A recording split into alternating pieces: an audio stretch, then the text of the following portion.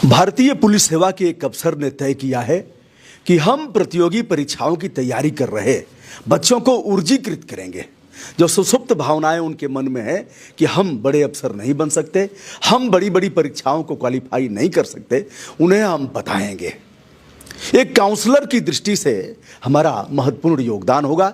हम इस समय भारतीय पुलिस सेवा के अफसर, वर्तमान में अपर पुलिस कमिश्नर, और यह पद नाम डीआईजी का है, श्री सुभाष चंद्र दुबे जी के साथ। शुभकामना आपको हमारे चैनल पर। जी धन्यवाद भाई साहब।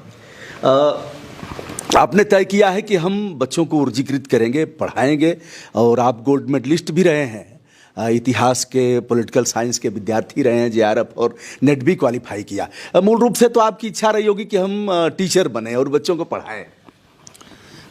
जी आपने सही कहा। मेरा जो बैकग्राउंड है वो शिक्षक का ही है। मैं भारतीय पुलिस सेवा में आने के पहले केंद्रीय विद्यालय में इतिहास के प्रवक्ता के रूप में भी, हालांकि बहुत अल्पावधि रही, 2 माह केवल कार्यरत रहा हूँ। उसके पश्चात इस सर्विस में चयन हो गया। उसके पहले रिसर्च स्टूडेंट के रूप में जेआरएफ फेलोशिप प्राप्त करते हुए इतिहास विषय से मैं इलाहाबाद विश्वविद्यालय में शोधरत था।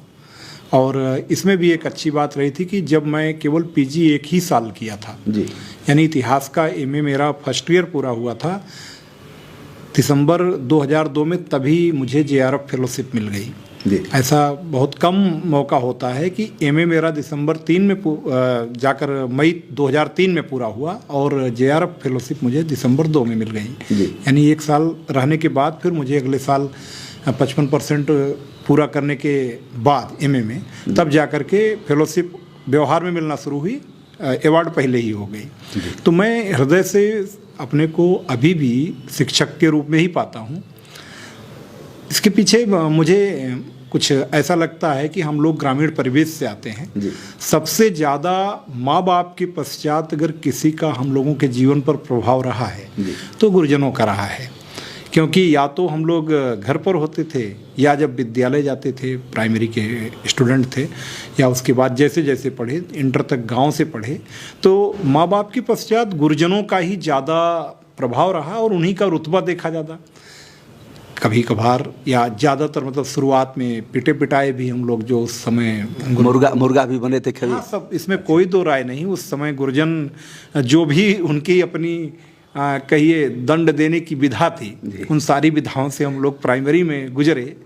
मुझे लगता है कि जैसे सोना तप कर कुंदन बनता है, जैसे पीट पीट कर मिट्टी को कुंभकार अंत में एक घड़े का स्वरूप देता है, तो गुरुजन भी हम सभी के जीवन में वैसी ही भूमिका निभाते हैं। जैसा बहुत पहले वो कहा भी गया है कि गुरु कुम्हार शिष्य कुंभ है, गड़गड़ काढ़े खोट, बाहर हाथ सवार दे, अंदर हाथ सवार दे, और बाहर बाहे चोट। तो गुरुजनों की भूमिका अब समझ में आती है कि शायद हम लोग जहाँ पर हैं वो गुरुजनों के शायद उन्हीं प्रयास के साथ साथ माँ बाप का आशीर्वाद, भगवान की कृपा, लेकिन इसमें गुरुजनों का बहुत महान योगदान रहा है। सुभाष जी, क्या यह नहीं लगता कि जिस तरह से होता था, पिटाई होती थी, ऐसे हाथ करते थे, फिर ये हाथ बढ़ाते थे, डंडा पीठ पर जाता था, अब वह चीज़ें आपराधिकृत हैं, बच्चों को आग भी नहीं तैरा जा सकता, और अगर ऐसी शिकायत आएगी तो अपराध दर्ज कराएंगे आप। तो क्या यह नहीं लगता कि जैसे उत्साह वर्धन करके उन्हें बहुत आगे तक ले जाया जा सकता है? बिल्कुल आप सही कह रहे हैं। मेरा मानना है कि जैसे लोग कहते हैं ना कि जनरेशन गैप, तो पीढ़ी दर पीढ़ी देश काल संस्कृति के हिसाब से परिस्थितियां भी बदलती हैं। चाहे वो आर्थिक परिस्थितियां हो, सांस्कृतिक परिस्थितियां हो, शैक्षिक या सामाजिक परिस्थितियां हो, या वैज्ञानिक परिस्थितियां हो। एक दशक के बाद अगर जब हम पिछले दशक का मूल्यांकन कभी भी कंपैरेटिव करें तो उनमें एक मतलब आमूलचूल परिवर्तन आ जाता है। तो जो आपने कहा, अब आज की डेट में मेरा मानना है कि बच्चों को, आज की युवा पीढ़ी को हम लोगों से बहुत ज़्यादा टैलेंटेड है। क्यों?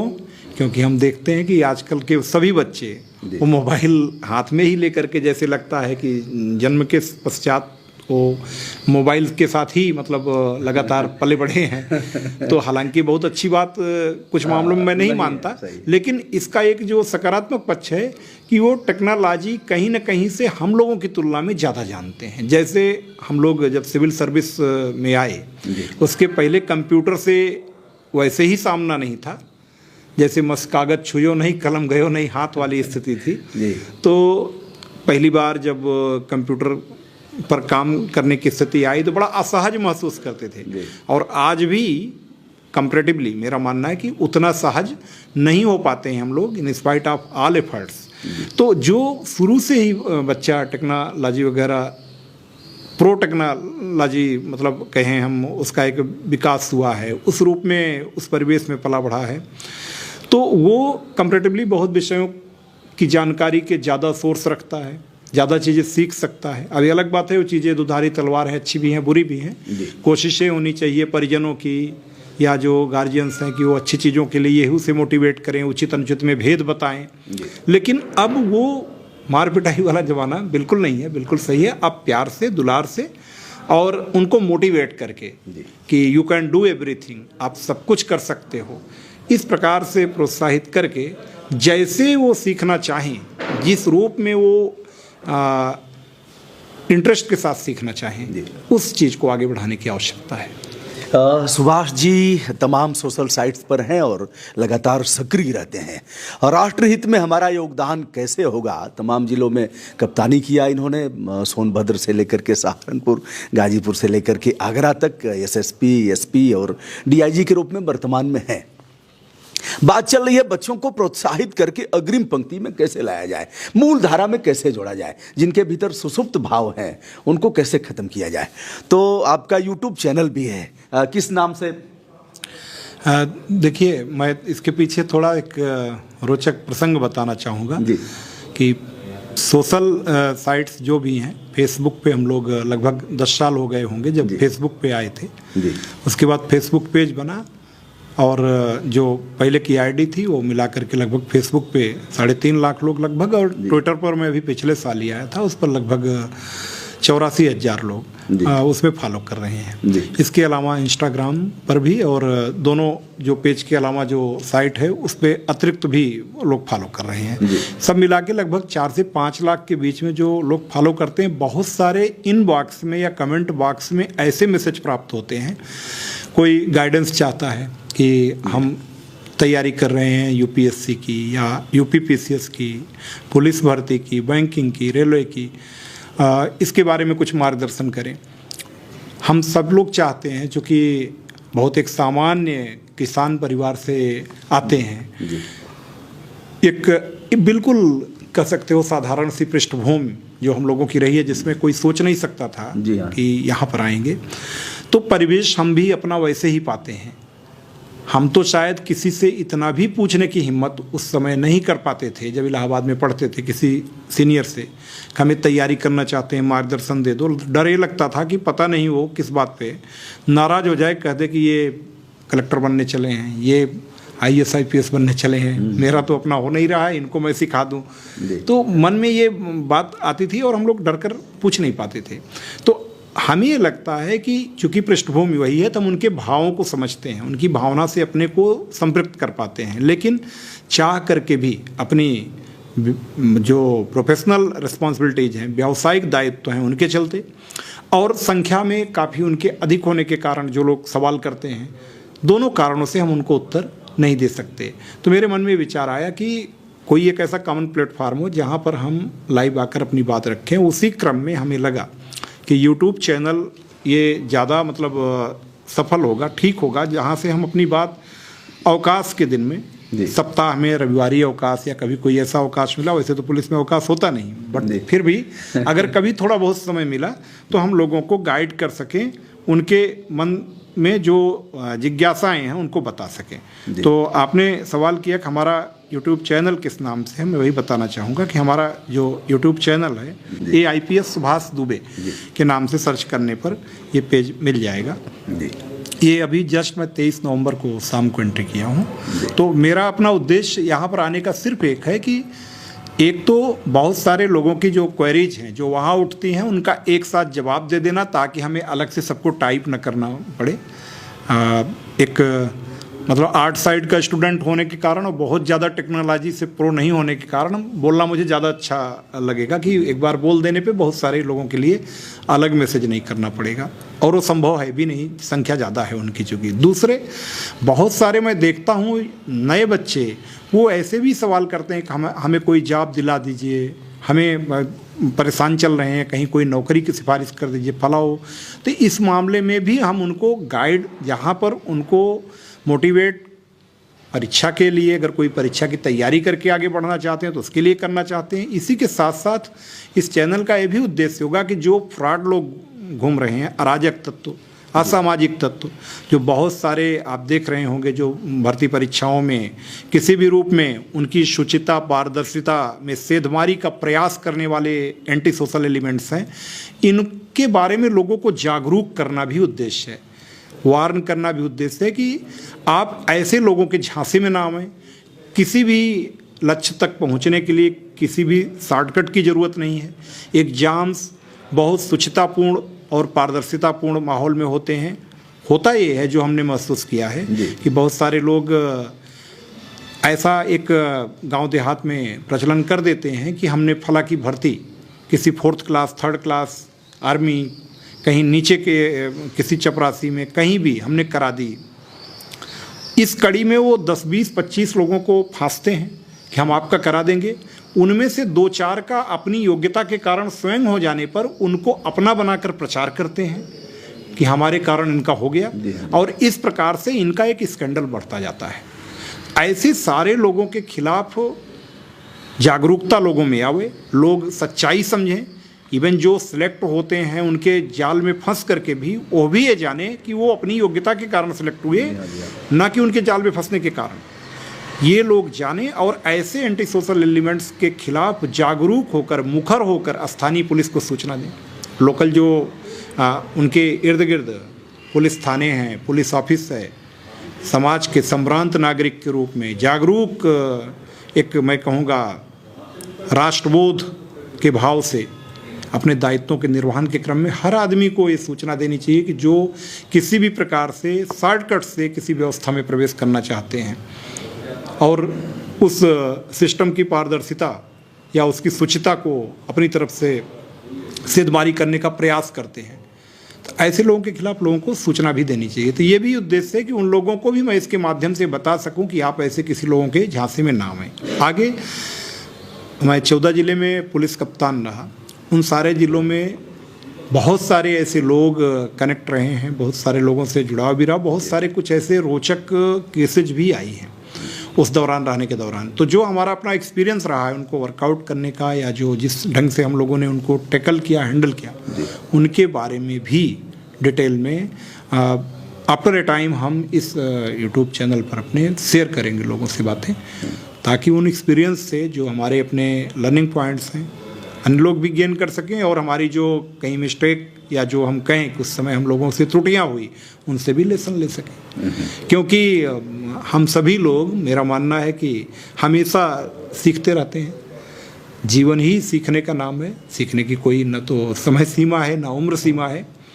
तो इस लर्निंग पॉइंट के क्रम में मैं इस यूट्यूब चैनल को अपने तरीके से स्टूडेंट्स को जागरूक करने, मोटिवेट करने, और इतिहास का भी विद्यार्थी होने के कारण, राजनीति का विद्यार्थी होने के कारण, समाजशास्त्र का भी विद्यार्थी होने के कारण अपने तरीके से मैं मोटिवेट करना चाहता हूँ लोगों को। अपनी सांस्कृतिक धरोहरों के प्रति भी मेरा अपना मन कहता है कि जहाँ भी जाएं वहाँ जो हमारी सांस्कृतिक धरोहर है, इतिहास का विद्यार्थी हमेशा उसमें इतिहास खोजने लगता है।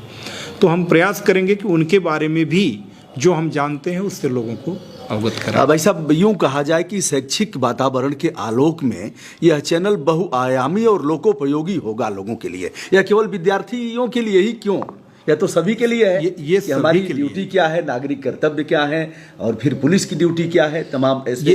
बिल्कुल आपने सही कहा, ये सभी के लिए होगा, और हमारा पूरा प्रयास होगा कि ये इसमें जितने भी हमारे समाज के सभी लोग हैं, हर एज कैटेगरी के लोग और हर मतलब जाति, वर्ग, धर्म, लिंग, भाषा, क्षेत्र से परे उठकर सभी लोगों के लिए जो कॉमन चीज़ें हैं, जो सबको जोड़ती हैं, एक धागे में पिरोती हैं, उन चीज़ों को आगे बढ़ाने का हम उद्देश्य अपने इस चैनल के माध्यम से पूरा करना चाहेंगे। भाई साहब, बड़ा खूंखार आपको लोग मानते हैं जहाँ जहाँ आप रहे हैं, इतने सरल ढंग से बात कर रहे हैं। लोग कहेंगे जहाँ जहाँ आपने कप्तानी किया है टूट पड़े हैं आप। ऐसे एक तरह से जो आसुरी प्रवृत्ति के लोग हैं, जो समाज के लिए काफ़ी दुखद पक्ष हैं उनके लिए।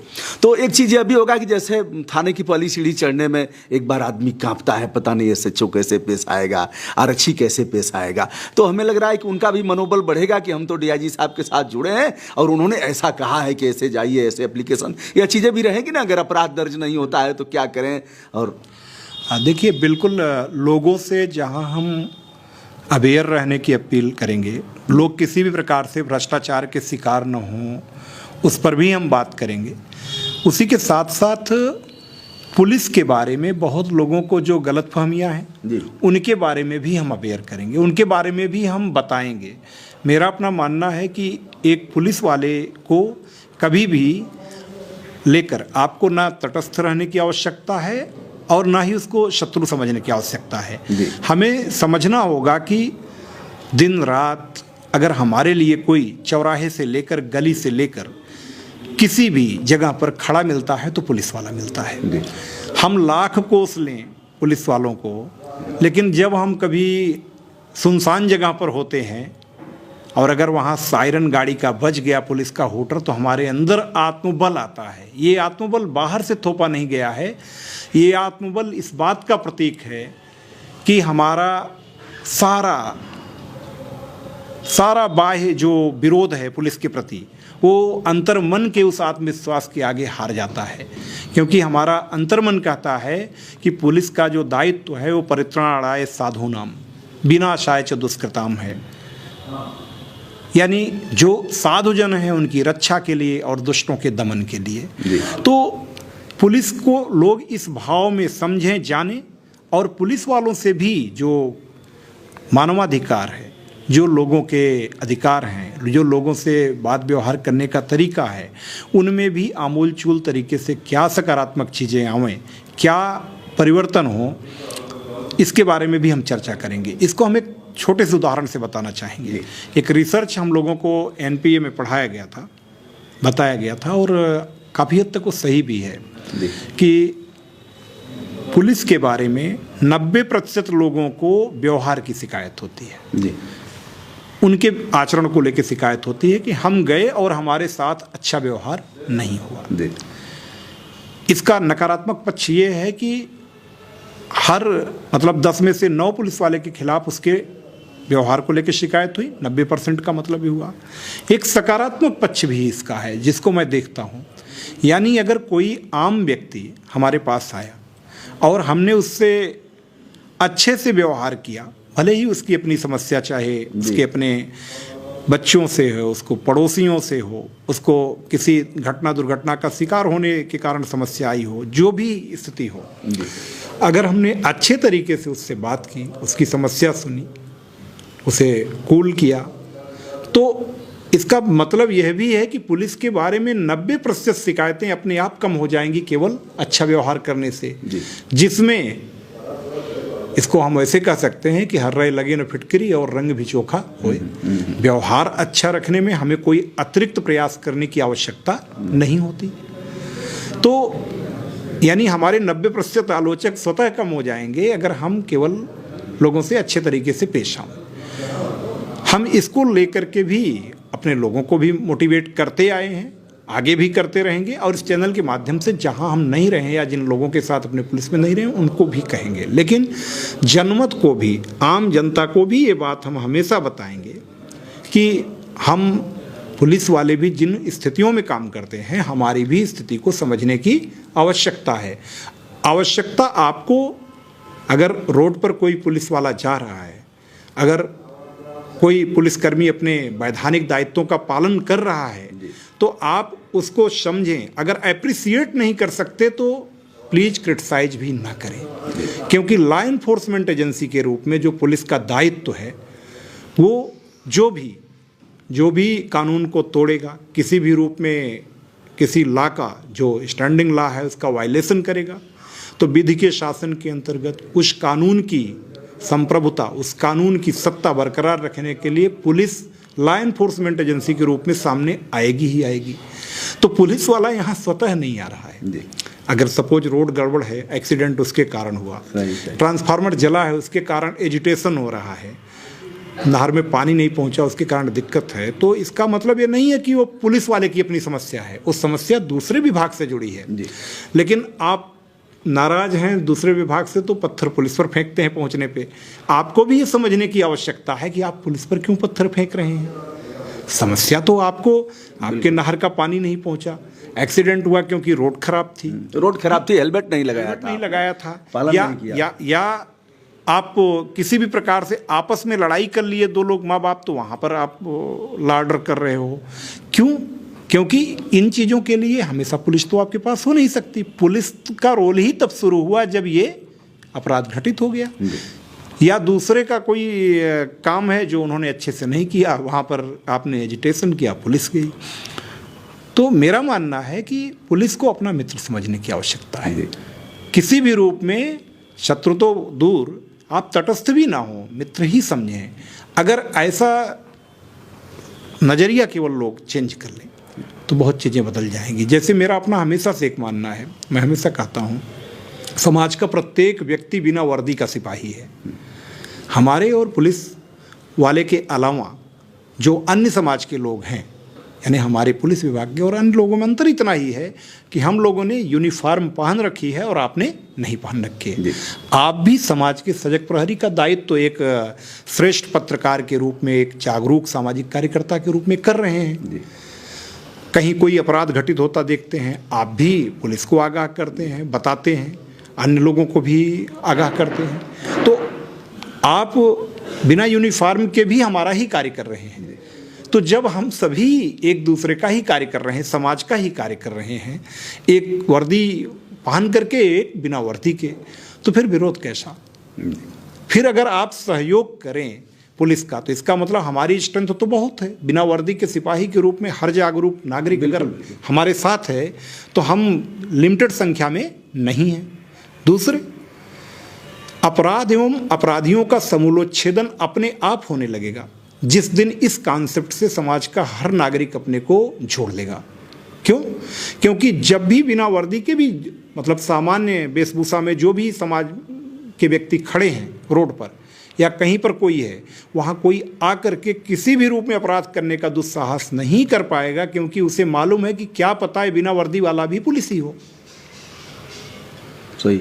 तो समाज के प्रत्येक सजग प्रहरी जो बिना वर्दी के रूप में पुलिस वाले की भूमिका में हैं, मेरा इस प्लेटफॉर्म के माध्यम से भी अनुरोध होगा, आपके माध्यम से भी अनुरोध है कि वह सभी लोग मिलजुल कर पुलिस के साथ कदम से कदम मिलाकर कार्य करें।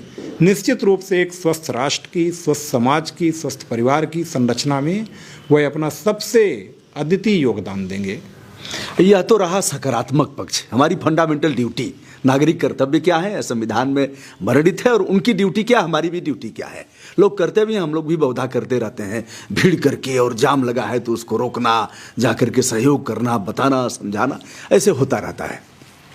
दूसरी तरफ एक चीज़ ये आती है कि जैसे पासपोर्ट में रिपोर्ट लगाने के लिए, चरित्र प्रमाण पत्र, ऐसे तमाम मामले जिसमें लोगों को ऐसे होता है और धारणा बदलती रहती है महकमे के प्रति। जैसे एक ने गड़बड़ किया तो सभी के प्रति एक धारणा बदल गई कि ये तो ऐसे ही है। तो ऐसे में समय समय पर कार्यवाही भी आप लोग करते हैं। सुधारने के लिए क्या इंतजाम किया जा रहा है? जी, आपने बहुत सही सवाल किया। मैं बताना चाहूँगा कि हमारे डीजीपी महोदय के निर्देश के क्रम में जी सिटीजन चार्टर बहुत पहले से प्रभावी है। जी, सिटीजन चार्टर में यहाँ की वाराणसी कमिश्नरेट पुलिस ने भी हर वेरिफिकेशन की समय सीमा तय की है। जी। यानी अगर आपका चरित्र प्रमाण पत्र है तो वो उसकी लिमिट तय है कि 3 दिन में कि इस ऑफिस से चला जाएगा, एसीपी ऑफिस से, 2 दिन में डीसीपी ऑफिस से चला जाएगा, डीसीआरबी से होता हुआ उस व्यक्ति को मैक्सिमम 1 सप्ताह में मिल जाएगा। अगर वो डिले होता है जो सिटीजन चार्टर में जारी किया गया है, तो निश्चित रूप से वहाँ पर कंसर्निंग जो व्यक्ति है, प्रभावित व्यक्ति है, वो शिकायत करे। लगातार हम लोगों के ऑफिस खुले हुए हैं, लगातार हमारे मोबाइल नंबर खुले हुए हैं, व्हाट्सएप पे शिकायत कर सकता है। पक्का है उसका काम तो होता ही है, किन कारणों से, किनके कारण ये विलंब हुआ और उसके पीछे विलंबकर्ता का मंतव्य क्या रहा है, हम उसके लिए इंक्वायरी भी कराते हैं और उसको दंडित भी करते हैं। अगर किसी भी रूप में शिकायत भ्रष्टाचार की मिलती है या भ्रष्टाचार के प्रयास की मिलती है, तो इसके प्रति प्रदेश सरकार की भी, हमारे प्रदेश पुलिस के मुखिया की भी, हमारे वाराणसी कमिश्नरेट पुलिस की भी बहुत स्पष्ट सी मंशा है कि ये जीरो टॉलरेंस के रूप में ही लिया जाएगा और अगर किसी भी प्रकार का कोई भ्रष्टाचार करता है तो उसके खिलाफ कठोरतम विधिक कार्रवाई और विभागीय कार्रवाई दोनों की जाती है। दोस्तों, यह रही काम की बात। सिटीजन चार्टर लागू है और समयबद्ध सेवाएं प्रदान की जाएंगी और इस चैनल की प्रासंगिकता, एक उच्चतम प्रासंगिकता यह भी होगी कि ऐसे नियमों के बारे में भी चर्चा की जाएगी जिससे लोग जागरूक हों और यह हो कि समयबद्ध हमने आवेदन किया तो समयबद्ध हुआ क्यों नहीं, हुआ नहीं तो किसके यहाँ डिले हुआ है, और जिसके यहाँ डिले कहीं कहीं तो उसके अर्थ का भी व्यवस्था की गई है कि उनके ऊपर दंडित किया जाएगा, आर्थिक दंड दिया जाएगा। बिल्कुल सही है। वो जो आपने आर्थिक दंड की बात कही, वो जन सूचना के अधिकार के तहत उसमें है। उसमें अगर आपने समय से सूचना नहीं दी तो उसके जो क्लाज हैं उसमें अर्थदंड की भी, अधिकारियों तक पर भी व्यवस्था है। जो सूचना अधिकारी होते हैं जिला स्तर पर या आगे के या नीचे के लेवल पर, उन पर है व्यवस्था। हमारे यहाँ तो बहुत स्पष्ट सी बात है कि अगर कोई व्यक्ति अपने स्तर से विलंब करता है और वो विलंब उसका मैलाफाइड इंटेंशन से किया जा रहा है, जो हमारी जांच में आया, तो हम तत्काल निलंबित करते हैं। पुलिस विभाग से ज़्यादा इस मामले में कार्रवाई करने वाला बहुत कम आपको मतलब दृष्टांत मिलेगा कहीं अन्य जगह, क्योंकि अनुशासित बल है। अगर जरा भी किसी ने अनुशासन को तोड़ा या किसी भी रूप में जो हमारे नॉर्म्स हैं, जो हमारे प्रदेश पुलिस के मुखिया के द्वारा या हमारे कमिश्नरेट पुलिस के मुखिया द्वारा या हम लोगों के द्वारा बनाए गए, अगर उनका वायलेशन किया जा रहा है तो निश्चित रूप से उस पर हम कठोरतम निर्णय लेते हुए तत्काल प्रभाव से निलंबन की कार्रवाई करते हैं। और भ्रष्टाचार का जरा भी कोई भी मतलब उसमें अगर देखते हैं कि कोई भी ये मंतव्य रहा है तो FIR भी उसमें हम लोग इमीडिएट भ्रष्टाचार अधिनियम के अंतर्गत करवाते हैं। तो इस प्रकार की कार्रवाई, अभी मैं आपको बताना चाहूँगा कि पिछले साल के कुछ ऐसे केसेज रहे हैं जिनमें भ्रष्टाचार की शिकायत पर हम लोगों के यहाँ कुछ मुकदमे दर्ज हुए थे। उनमें कठोरतम निर्णय लेते हुए मेरे द्वारा विभागीय कार्रवाई के क्रम में अभी पुलिस इंस्पेक्टर की भी सेवा समाप्त की गई और कुछ लोग और भी जो इस प्रकार के दायरे में रहे उन पर भी वही कार्रवाई कठोरतम आगे भी सुनिश्चित की जा रही है।